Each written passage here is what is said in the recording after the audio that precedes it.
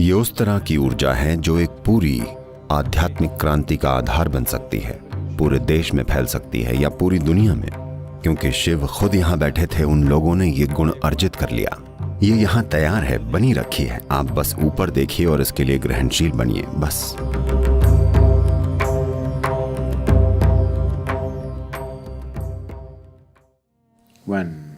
जब स्वयं आदि योगी दुख की अवस्था में थे, या शायद दुख सही शब्द न हो, जब वो अपने ही प्रति एक कड़वाहट की अवस्था में थे, जब वो उस वचन को पूरा नहीं कर पाए जो एक तरह से उन्होंने एक भक्त को दे दिया था। Because he got deceived. क्योंकि उनके साथ कुछ शक्तियों ने छल कर दिया। वो खुद से निराश थे और नाराज थे। मायूसी की एक खास अवस्था में थे। वो स्थिति में आए और आकर बैठ गए। शायद आप में से ज्यादातर ये कहानी जानते हों कि वो ऐसे क्यों हो गए थे। आसान शब्दों में कहें तो एक दक्षिण भारतीय महिला, दक्षिण के भी दक्षिण में, उपमहाद्वीप का वो सिरा जो आज एक अरसे तक जिसे नागरकोइल के नाम से जाना गया, जिसका मतलब है सर्प मंदिर, आज उस सिरे को कन्याकुमारी कहा जाता है, जहां 3 सागर मिलकर एक हो जाते हैं। तो एकदम नीचे दक्षिण की ओर एक स्त्री भक्त ने उनके लिए अपना प्रेम जताया और कहा, उसने उनके लिए एक डेट तय कर दी। नहीं, वो उन्हें डेट नहीं कर रही थी, उसने उनके लिए एक तारीख निश्चित की कि इस तारीख तक, इस दिन सूरज के उगने तक अगर आपने आकर मुझसे शादी नहीं की तो मैं अपना शरीर छोड़ दूंगी। तो जब उन्होंने उसकी ओर देखा, जब उन्होंने दक्षिण की ओर देखकर और उस तीव्रता को देखा जिससे वो ये बात कह रही थी, तो वो जान गए कि यह वास्तविक है।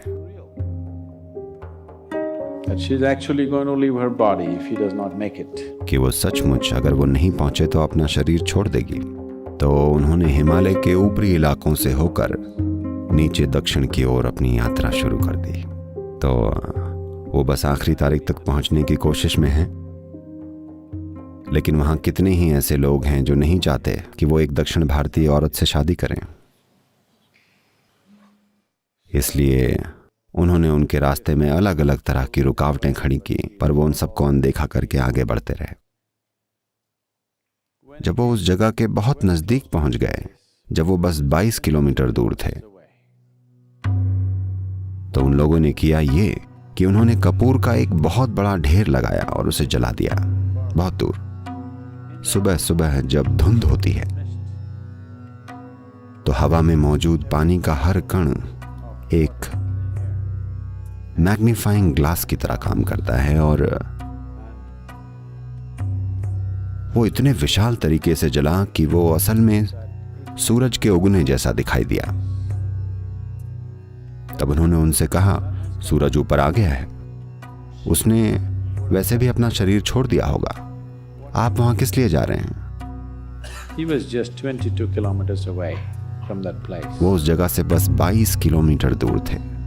तब उन्होंने देखा कि पूरा इलाका सूरज के उगने जैसा जगमगा रहा था, जो असल में एक कपूर का पहाड़ था जिसे उन्होंने जलाया था। वो खुद से पूरी तरह निराश हो गए कि वो समय रहते पहुंच नहीं पाए और वो वापस मुड़ गए। तो उस जगह को आज सुचिंद्रम के नाम से जाना जाता है।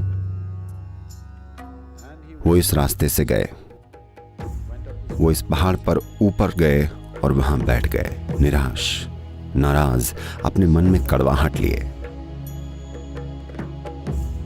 वो वहां आनंद में नहीं, वो वहां भीषण तीव्रता में, क्रोध में बैठे, किसी दूसरे से नहीं बल्कि खुद की असफलता पर।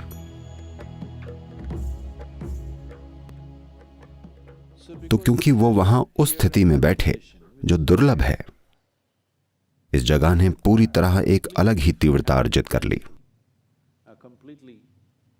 इसमें पूरी तरह एक अलग गुण आ गया और इसने योगियों की एक पूरी की पूरी श्रृंखला को जन्म दिया, जो वहां इसलिए साधना करने गए क्योंकि शिव खुद वहां बैठे थे और उन्होंने ये गुण अर्जित कर लिया। वो उसी गुस्से और तीव्रता के साथ चले, किसी और के साथ गुस्से में नहीं, बस यूं ही गुस्से में, किसी चीज को लेकर नहीं। तो उससे योगियों की एक पूरी श्रृंखला निकली।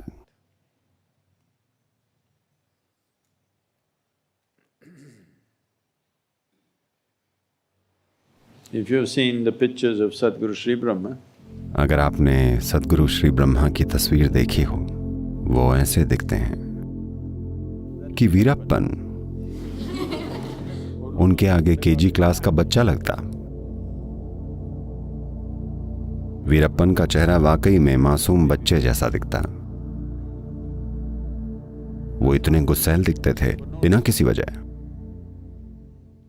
वो बस यूं ही गुस्से में चलते थे हर समय, किसी और पर गुस्सा नहीं, बहुत ज्यादा करुणा से भरे हुए, पर बस गुस्से में।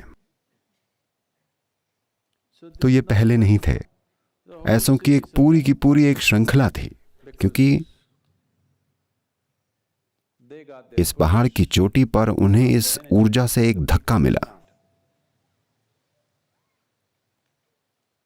और उन्होंने ये अर्जित कर लिया। उनके लिए इस कड़ी में जो योगी आए, उनके लिए जिस एकमात्र ट्रांसमिशन पर उन्हें भरोसा था, वो आदि योगी ही थे। वो उस तरह के नहीं हैं जो किसी और चीज का भरोसा करें। वो उस तरह के नहीं हैं जो इस धरती पर किसी दूसरे इंसान पर भरोसा करते। सिर्फ वही जो शिव की तरफ से आता है उनके लिए वास्तविक है, वरना वो नहीं है। तो वो इस ऊर्जा में विकसित हुए, क्योंकि यहां आदि योगी एक खास तरह के गुस्से, निराशा और अपने भीतर एक कड़वाहट की स्थिति लेकर बैठे थे। इस चोटी ने ही उस गुण को अर्जित कर लिया, दिव्य, पर एक अलग तरीके से। वो उसी तरह के बन गए। आपको नहीं पता कि इसे सभ्य बनाने में, इसे सामाजिक बनाने में कितनी मेहनत लगी है। मुझे पता है मैं अब भी सभ्य नहीं लगता, पर कम से कम अगर आप चेहरा ना देखें, मैं सभ्य सुनाई तो पड़ता हूं, नहीं पड़ता?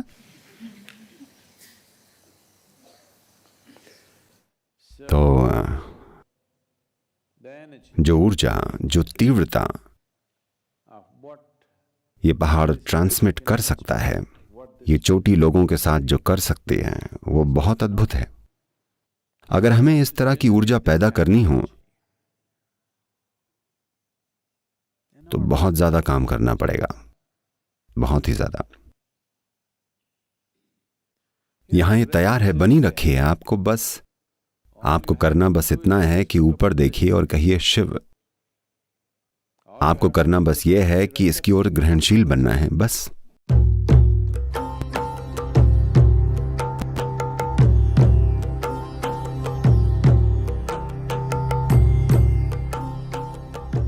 जब ऊर्जा का ऐसा आधार उपलब्ध हो, ये उस तरह की ऊर्जा है जो पूरी आध्यात्मिक क्रांति के लिए एक आधार बन सकती है, जो पूरे देश में फैल सकती है, ये पूरी दुनिया में। ये खत्म होने वाली ऊर्जा नहीं है, ये कभी ना खत्म होने वाली ऊर्जा है। ये ऐसी चीज नहीं है जो खत्म हो जाएगी। ये कुछ ऐसी है कि आप जितना लेंगे ये उतनी ही शक्तिशाली बन जाएगी।